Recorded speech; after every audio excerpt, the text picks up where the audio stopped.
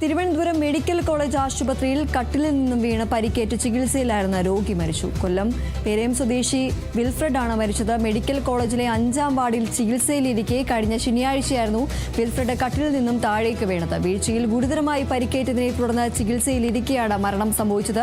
കടുത്ത മഞ്ഞപ്പിത്തം ബാധിച്ച് ചികിത്സയിലായിരുന്ന വിൽഫ്രഡിന്റെ രോഗം അദ്ദേഹത്തിന്റെ കരളിനെയും തലച്ചോറിനെയും ബാധിച്ചിരുന്നു. രോഗം തലച്ചോറിനെ ബാധിച്ചതിനെ തുടർന്ന് അദ്ദേഹം അസ്വസ്ഥതയും അസാധാരണമായ പെരുമാറ്റ പ്രശ്നങ്ങളും പ്രകടിപ്പിച്ചിരുന്നുവെന്ന് ആശുപത്രി അധികൃതർ പറയുന്നു. സംഭവത്തിൽ മെഡിക്കൽ കോളേജ് പോലീസ് കേസെടുത്ത് അന്വേഷണം ആരംഭിച്ചു.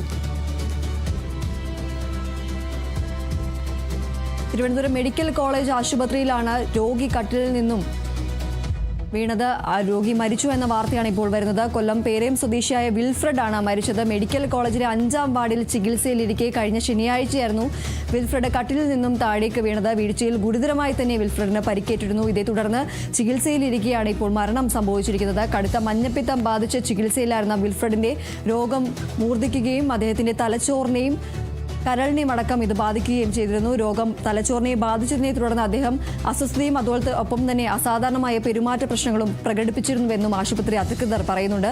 സംഭവത്തിൽ എന്തായാലും മെഡിക്കൽ കോളേജ് പോലീസ് കേസെടുത്ത് അന്വേഷണം ആരംഭിച്ചു.